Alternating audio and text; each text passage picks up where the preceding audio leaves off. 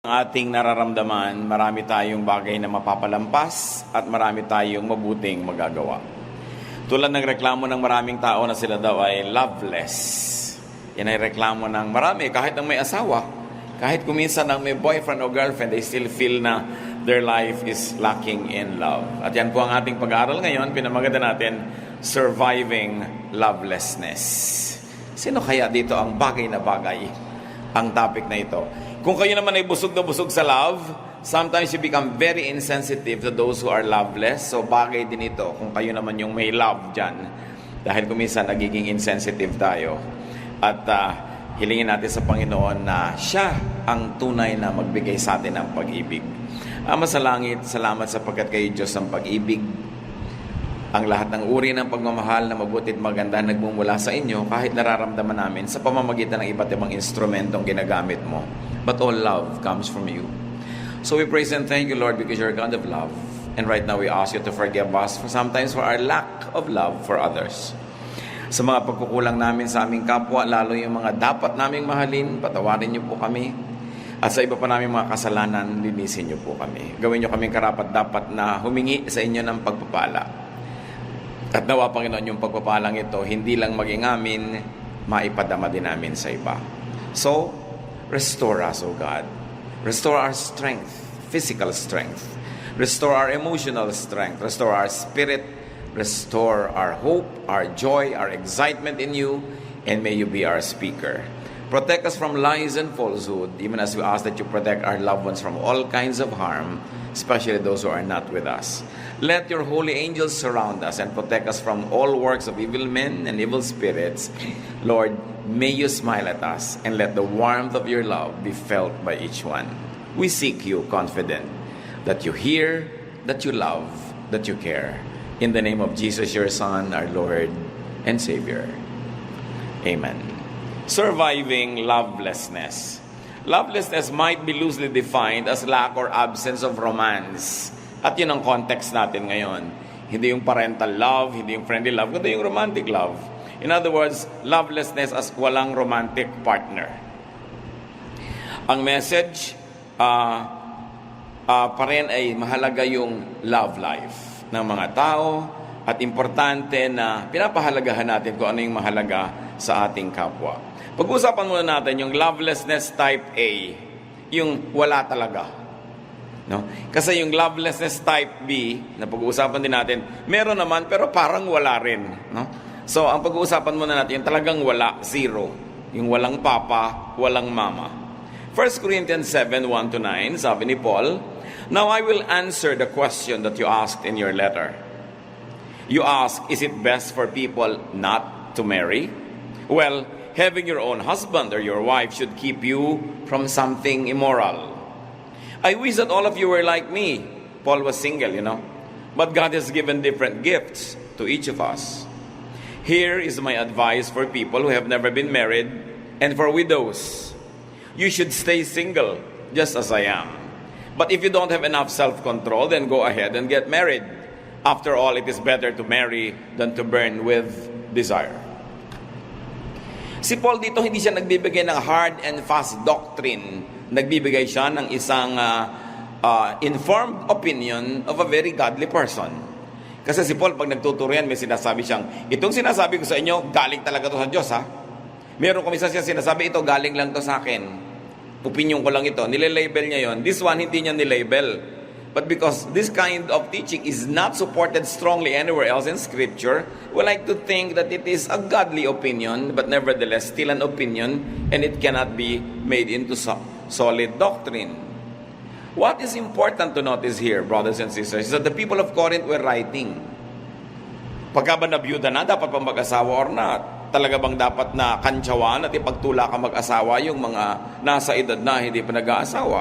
Sabi niya, alam niyo, kung ako kayo, kung hindi rin lang kayo naglalagablab sa pagnanasa, no?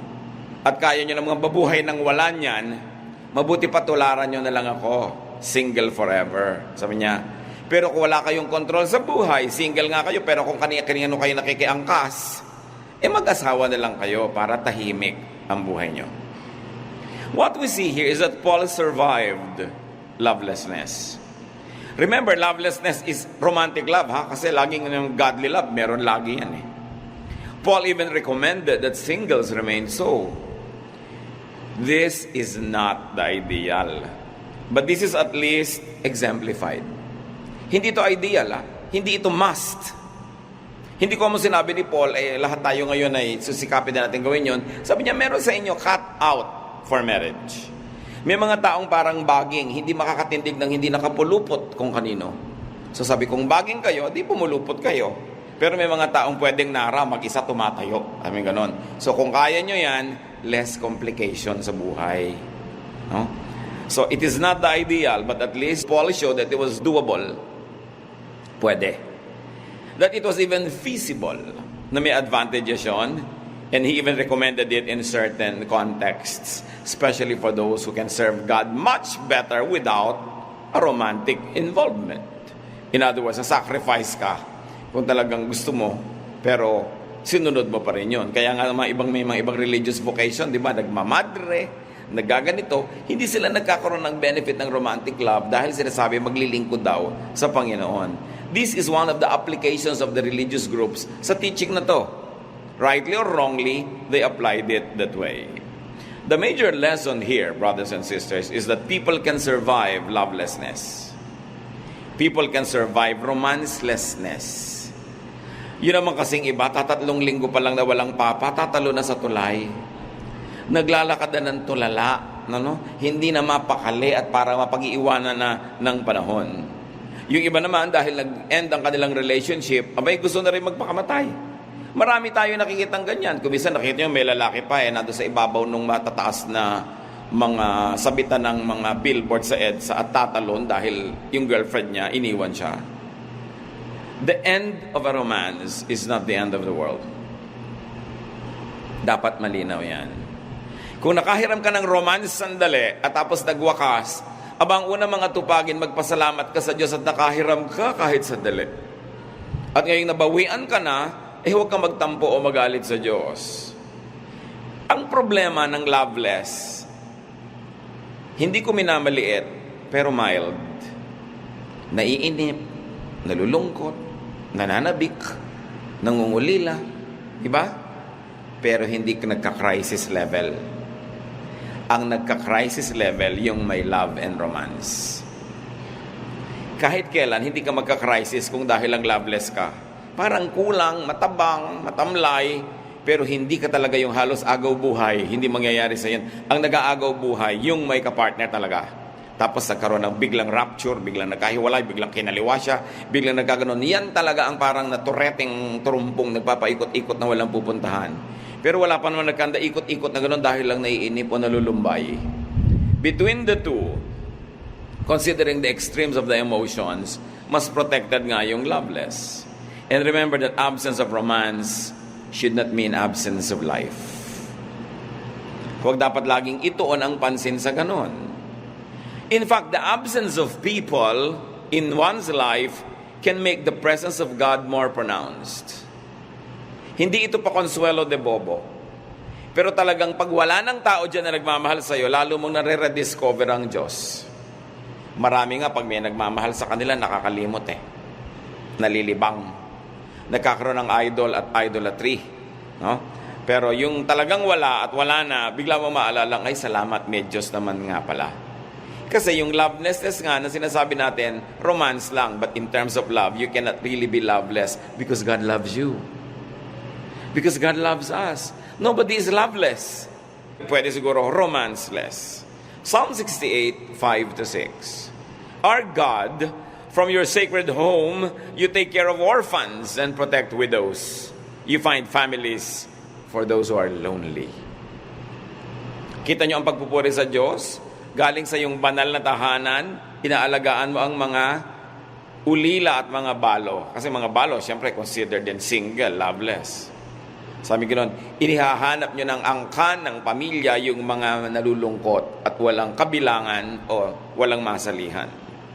The teaching here is very, very clear. God helps the loveless, the partnerless, the homeless.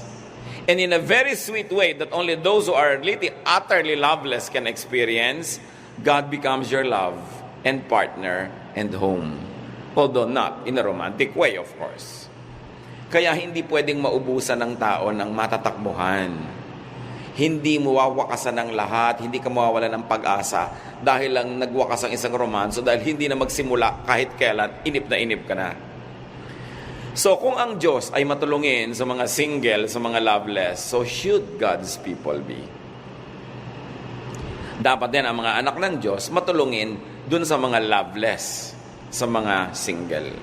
James 1:27, religion that pleases God the Father must be pure and spotless. You must help needy orphans and the widow. And of course, you must keep yourself unstained from the sins of the world. The verse continues to say. So ano daw ang tunay na relihiyon, dakila, kaakit-akit, kahanga-hanga sa mata ng Diyos? Hindi pagmememorya ng verses, bagamat maganda. Hindi attendance sa mga church activities, bagamat useful and beautiful. Kundi pagkalinga sa mga loveless. Yung tatakapan mo kahit papano yung malaking kulang sa buhay nila. Pupunan mo yung kulang ng dapat sanay nandun pero wala. In terms of protection, in terms of provision, in terms of attention. Isang malaking ministry ang mag-minister sa mga singles. Now, the Bible also tells us, the Lord in fact Himself tells us, that some people are cut out for singleness. May mga tao daw na talagang sadya na pang singleness. Matthew 19:11, the Lord says, Jesus told them, only those people who have been given the gift of staying single can accept this teaching. Some people are unable to marry because of birth defects or because of what someone has done to their bodies. Others stay single for the sake of the kingdom of heaven. Anyone who can accept this teaching should do so. Isa ito sa mga pinakamahihiwaga and least discussed teachings ng Panginoon. Ang sinasabi dito ng Panginoon, may mga tao talaga na hindi akma, hindi bagay, hindi tugma sa pag-aasawa dahil sa mga kadahilanan na nung ipinanganak pa sila nandun na. Sabi sa verse 12, because of birth defects or because of what someone has done to their bodies. Ang tinutukoy dito yung mga eunuch. Nung araw kasi may mga lalaki na pag 9, 7 years old kinakapon para sila ay maging tauhan ng mga reyna at mga prinsesa at hindi nila siyempre magalaw o magka-interes sila sa mga reyna at prinsesa. They are the eunuchs. They are not capable of sexual reproduction, not even of sexual intercourse.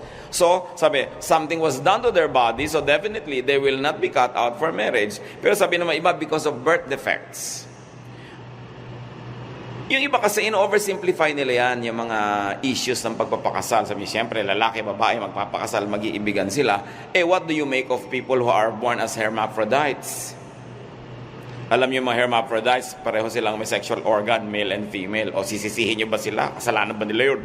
Kaya sabi ni Lord, meron naman talagang sa birth pa lang, kahit hindi sila hermaphrodites, yung composition nila hindi talaga tugma na pang marriage. So huwag niyo silang pilitin. Those who cannot accept and who do not wish this for themselves should at least let others do so. Kaya ang sabi ni Lord, no? Only those people who have been given the gift of staying single can accept this teaching. Ibig sabihin, those people who have been given the gift, the capacity, and the nature to understand how it is to remain single and not have to need marriage, only they will understand it, because those that are cut out for marriage will find it abnormal that some people are not getting married. Kasi sa kanila, the normal thing is to get married. So niya, ang makakaintindi lang niyan, yung talagang nilikhang ganyan na rin. So, ang mahalaga ngayon sa mga taong cut out for marriage, magpasalamat ka, wala kang birth defect, wala kang birth issues, wala kang inborn issues, so you are cut out for marriage, magpasalamat ka, enjoy it, and be supportive of those who are not like you. Kasi sinasabihan ng talagang pure religion to be supportive of people who are needy or who lack things that you have in abundance. So Jesus says that some forms of and some reasons for singleness serve godly agenda. And they serve the expansion of the kingdom of heaven.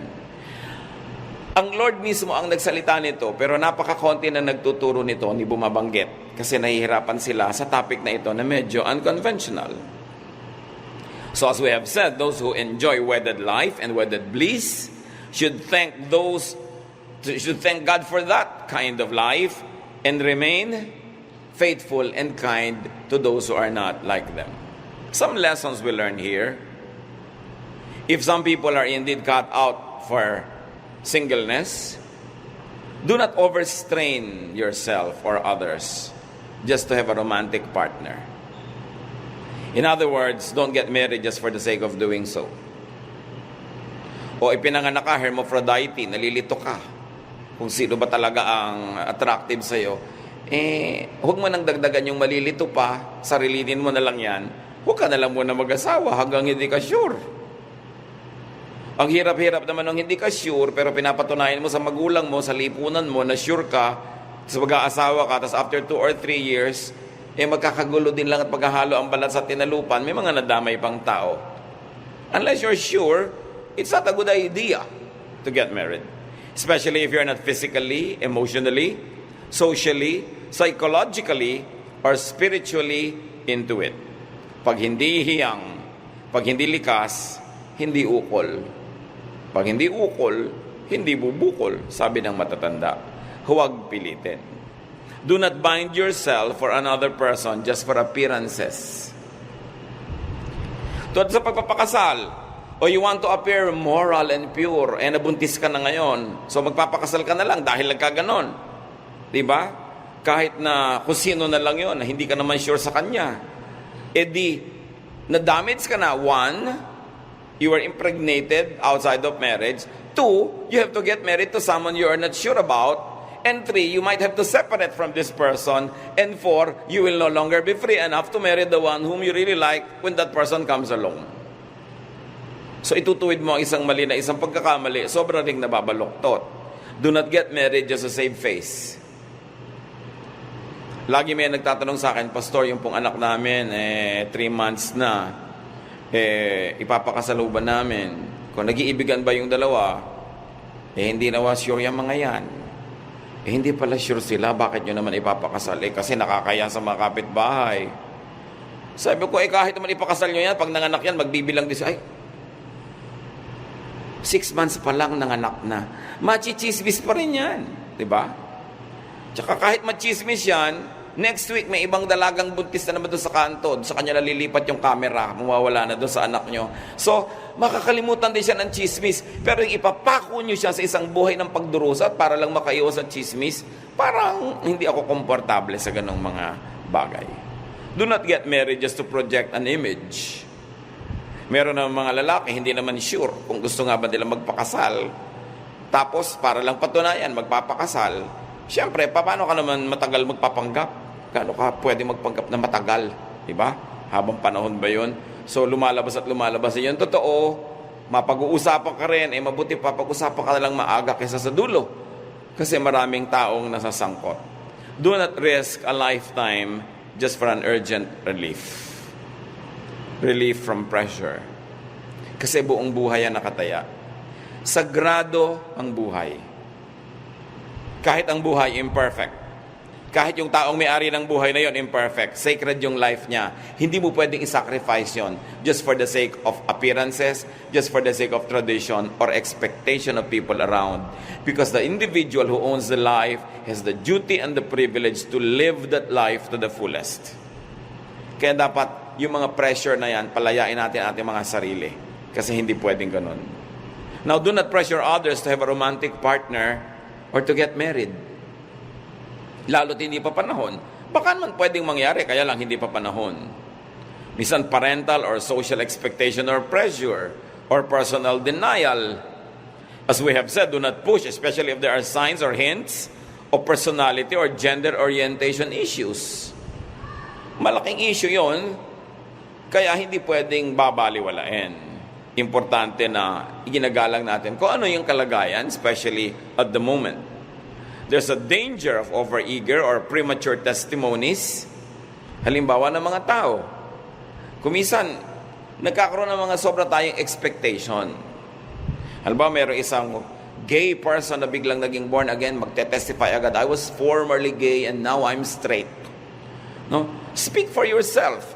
But when people expect that from everybody, it becomes very oppressive.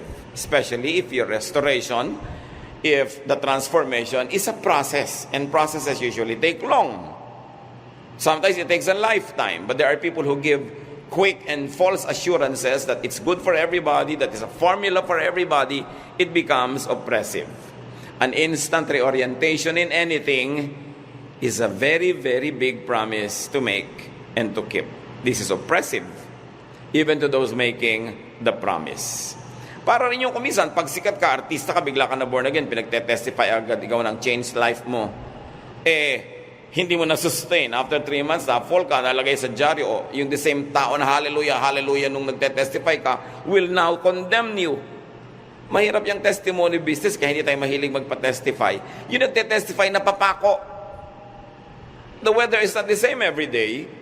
Your spirituality, the conditions around you might be very conducive now for a very high level of spirituality, but you don't know if that's the same 3 months from now. We are as good as our last victories and failures. Kaya mahirap yung ipinapako ang mga expectation. No? Kailangan hindi lagi na lang nagsasalita ang tao at generalize para sa lahat yung personal niyang karanasan. Now, do not make the partner less uncomfortable or out of place. Sa mga social situations, yung mga taklesang kamag-anak, tuwing may kasalan na lang, tatanungin yung old maid, ikaw kailan? Akala, lalo kung yung tao gustong-gusto niya magkaroon ng asawa, pinaparusahan mo siya. Diba?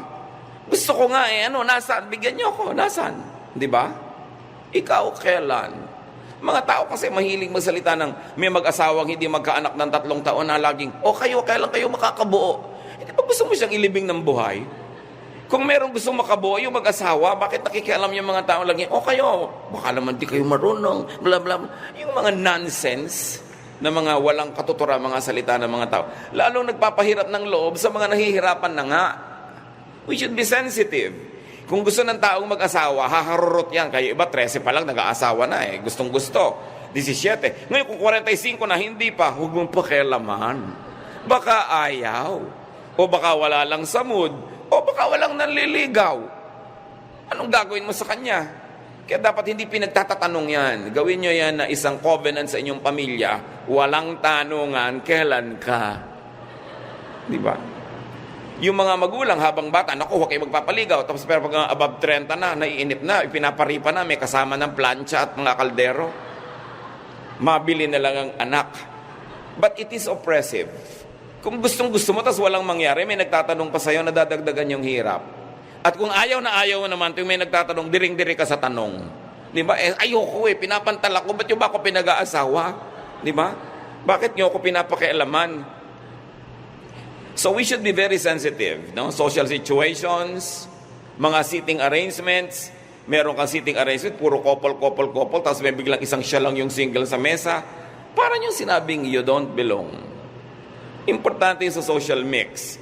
Kahit sa mga singles fellowship sa mga churches, the singles fellowship can easily reduce to become just a dating club. Na parang, ang goal mo, mawala ka na sa singles fellowship agad, makakita ka ng matitiklo mo doon sa singles fellowship, mapakasal kayo at malipat na kayo sa couples. Kung ikaw ngayon, isang single person na hindi ka cut out for marriage, sa kasasaling fellowship, kung alam mong puro walang inatupag yung mga tao sa singles fellowship, kung di maghanap ng kadate, saan ka ngayon ilalagay? Then people fall in the cracks.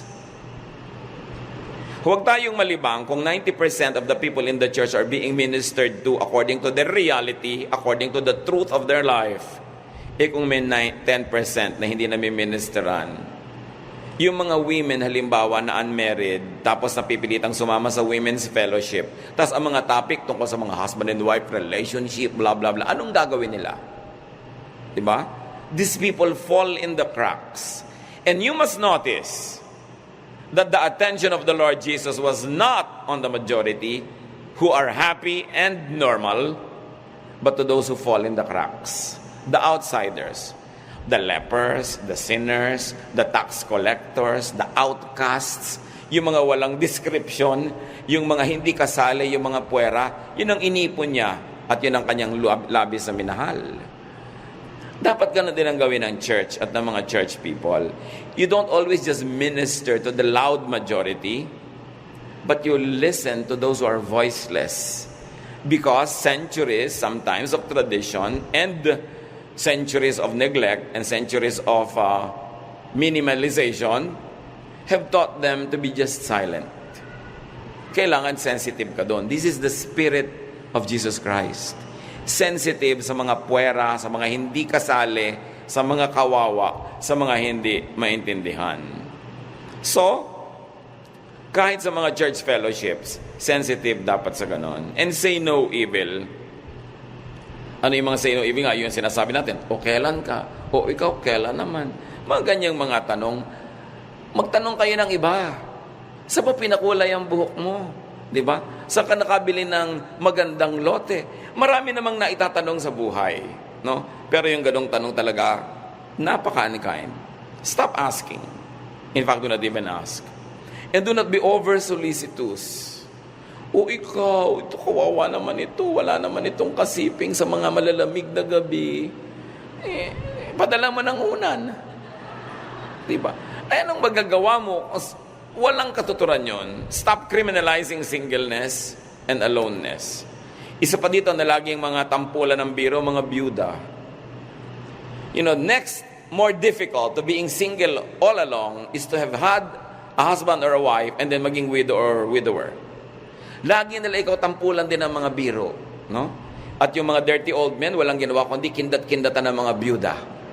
Yung parang akala mo laging lahat ng byuda ay marupok.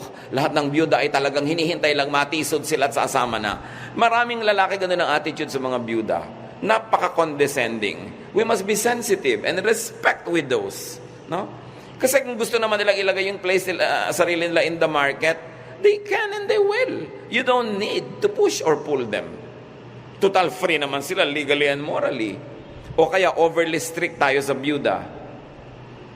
Yung mga anak, naku, hindi na namin pagpapayagang mag-asawa si mami na nabiyuda. 37 pa lang mga anak, yung nanay nyo. 42. Sana man lang 97, baka pwede na, sige.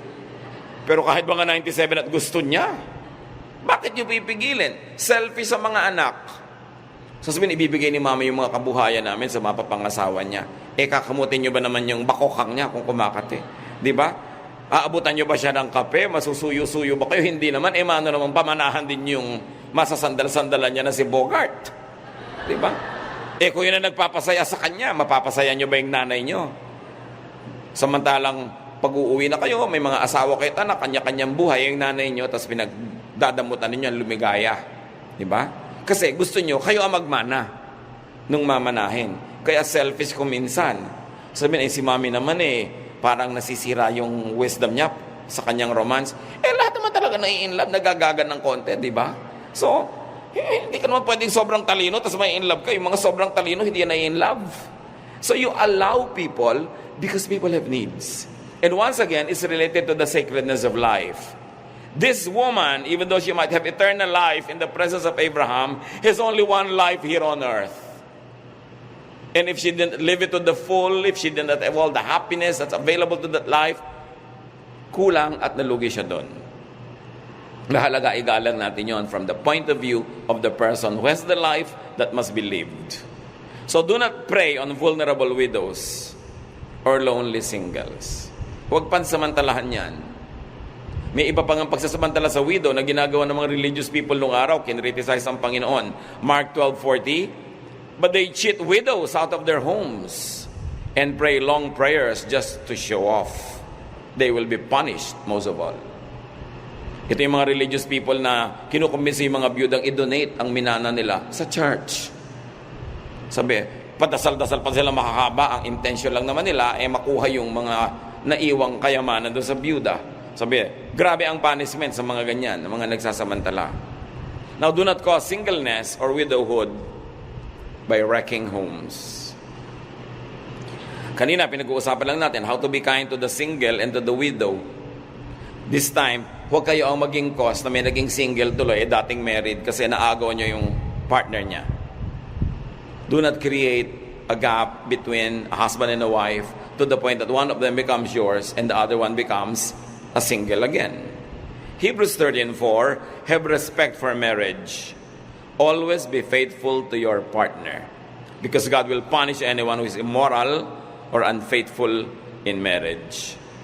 Respect someone's marriage.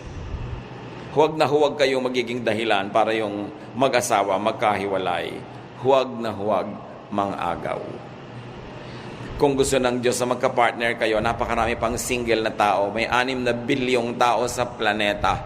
Hindi nyo kailangan mang-agaw ng may ka-partner na. Akala nyo lang wala na kayong matatagpo ang ganun. Marami nun. At kahit wala, edi pasensya kayo kasi may nauna na. Kailangan iginagalang natin yung marriage sa mga tao. Kahit na yung isa na doon sa married na yun ang lumalapit sa'yo, ipagtulakan mo pabalik sa asawa niya. That's the godly thing to do. Kahit gusto mong kabigin mo ng dibdib, itulak mo pa rin kasi hindi yun ang tama. Maunawain ka sa nagkakamali, maunawain ka sa mga those people who fall in the cracks, maunawain ka doon sa mga hindi normal, pero huwag ikaw ang pagsisimulan ng gulo. Kailangan strict ka sa sarili mo at ikaw ay maluwag sa ibang tao. Now, yung pinag-uusapan natin type A, yun yung wala talaga. Pag-usapan natin yung lovelessness type B, yung meron pero parang wala. May asawa kayo pero malayo. Type B kayo. Diba? May asawa ka pero OFW siya, OFW ka. O may asawa ka pero yung asawa mo unable or disabled to be romantic. Ito yung type B. Meron pero para ring wala. 1 Corinthians 7, 1-5. Now I will answer the questions that you ask in your letter. You ask, is it best for people not to marry? Well, having your own husband or wife should keep you from doing something immoral. Husbands and wives should be fair with each other about having sex. A wife belongs to her husband instead of to herself. And a husband belongs to his wife instead of to himself. So don't refuse sex to each other. Unless you agree not to have sex for a little while in order to spend time in prayer, then Satan won't be able to tempt you because of your lack of self-control. The contemporary English version calls a spade a spade. Wala na mga paligoy-ligoy, yun talaga yun. Clear, diretso, naiintindihan tuloy agad. Ang sinasabi niya, babae ka, may duty ka sa asawa mong lalaki, don't refuse.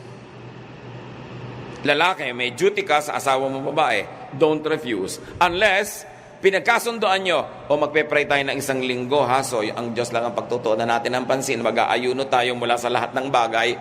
Pero sabi niya, but come together again quickly, so Satan cannot tempt you. Walang pagod ako. Huwag mong ubusin ang lakas mo maghapon, tapos sasabihin mo, pagod ka. May asawa ka may duty ka na hindi mapagod. Di papisa-misa siguro pwede, pero kung lagi ka nalang pagod, aba, hindi mo pinaprioritize. Sabi dito, duty mo yan. Mabuti sana kung ang tingin mo sa kanya ay privilege. Pero kung ayaw mo siyang tingnan ng privilege, at the very least, it is a duty. Yung mga babaeng hindi na pagbigyan mag-shopping o pabili ng refrigerator na bilog, masakit ang ulo ko. Walang sakit-sakit ang ulo, may duty ka. Di ba? Kaya ka nga asawa Sabi mo, tungkulin kayo para hindi maakit pa sa iba at magkaroon pa ng ibang mga tukso sa buhay yung asawa nyo. Serious mo dapat na tinitake yung mga bagay na yan. Hindi lang yan privilege, duty rin. So, survive this form of lovelessness by serving each other's needs. Whenever, however, possible. May mga nagtatanong pa po sa akin, Pastor, maghiwalay po kaming mag-asawa. Ang tagal-tagal ko na pong nasa abroad, pwede ba kami mag-video chat? Sabi ko, aba, ikaw ikakaligayan niyo ba? Mag-asawa naman kayo? Pagbabawalan ko pa ba kayo? Kesa naman maglagablab kayo sa pagnanasa at wala kayong mapagmunto na ng mga init ng inyong mga bulalo? Ano naman? Kasi meron daw nagsasabing, huwag, mag-asawa na nga kayo. Everything is permissible in the marriage bed, for goodness sake. Yung iba kasi pagka-relihiyoso at biblical, mag-asawa na nga, napakarami pa rin tsetche, buretche at bawal. No? Hindi na Diyos ang nagbabawal niyan. All you have to do is look at your anatomy, and God has placed in your anatomy all the right nerve endings in the right places para kayo makiliti. So, sinong gumawa ng katawan nyo? Ang Diyos. Tapos mamalisyahin nyo yun? Basta in the context of marriage, it's acceptable. Kaya masyadong relihiyoso, di ba? Maging spiritual. Look also at the law of nature because God is the author of the law of nature. Do not demonize your desires. Do not demonize your pleasures, especially if it's in the context of marriage. Kailangan ng pati mga mag-asawa makalaya na sa napakaraming mga gapos na inilalagay ng simbahan. Hindi Diyos ang naglalagay.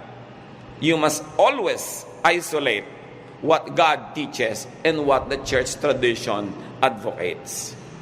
So kailangan gumawa kayo ng paraan para magkaroon kayo ng mga hindi naman ipinagbabawal ng Diyos na kasiyahan sa buhay.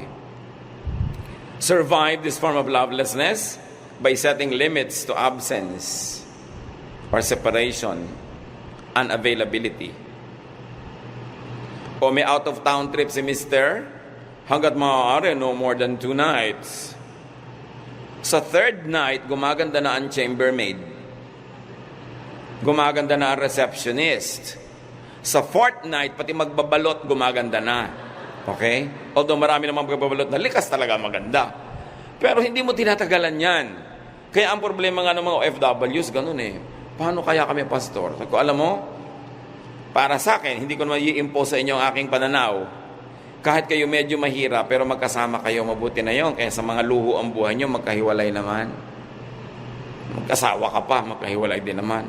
So kung meron kang immediate need, kailangan bayaran, utang, o sige, gawin sandali. Pero meron kayong usapan, hindi tayo matetempt, huwag nating habaan. Kasi dapat ang mag-asawa talaga magkasama. Kaya napakalaki rin ang pagkukulang sa atin ng ating bayan, ng ating gobyerno na hindi tayo mabigyan ng mga provision na ang mag-asawa hindi na kailangan maghiwalay pa. Pero palagay ko, kahit paraisong ekonomiya sa Pilipinas, marami pa rin mag-abroad kasi talaga mahilig mag-adventure ang mga Pinoy. Hindi lang dahil sa pangangailangan, mahilig talaga.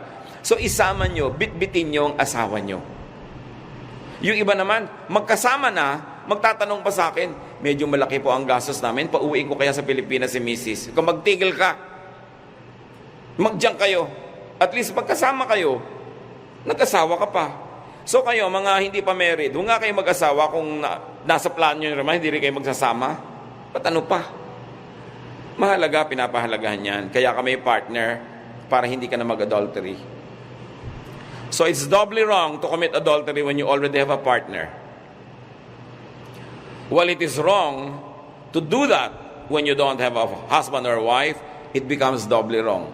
May asawa ka na, wala ka ng excuse. Kaya dapat yung mag-asawa nagkikreate ng teamwork, how you can get the maximum happiness from your partnership. Para hindi na maghanap ng iba. May mga asawa rin naman kasi daig pa ang madre superiora sa higpit, ang dami-daming arte. Di ba? So yung husband tuloy, napipilitan pa maghanap sa labas. Kasi napakaraming orasyon ni Mrs. Kailangan, syempre, iniisip mo yan, I have a duty. If it is not a privilege, it's a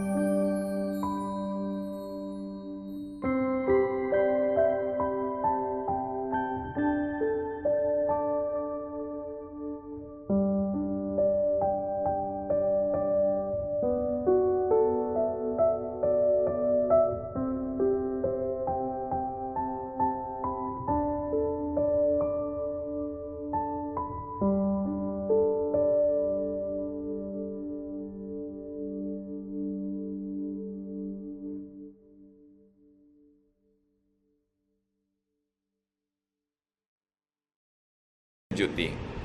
And of course, how do you survive? By relying and depending on God. In all cases. Mas malakas ang presensya ng Diyos sa ating buhay, mas konti ang mga kulang at gaps na kailangang ihanap pa ng pupuno.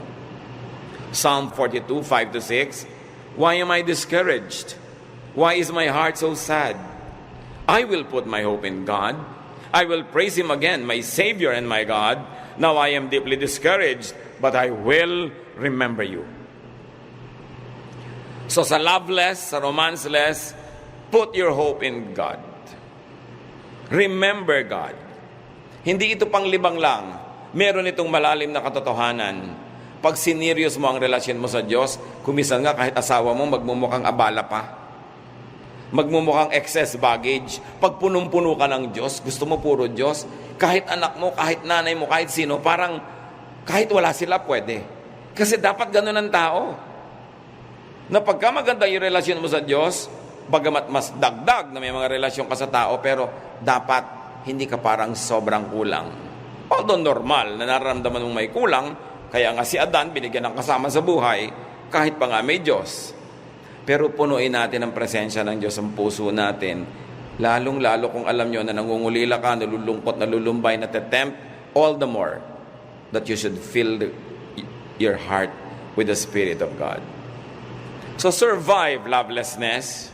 Sino man sa inyo ngayon dito ang loveless, huwag kayong mag-inarte. Kaya nyo yan. Huwag nyo sabihin, hindi ko kaya, hindi ko kaya. Kaya mo yan. It's a decision. And you can do all things through Christ who gives you strength.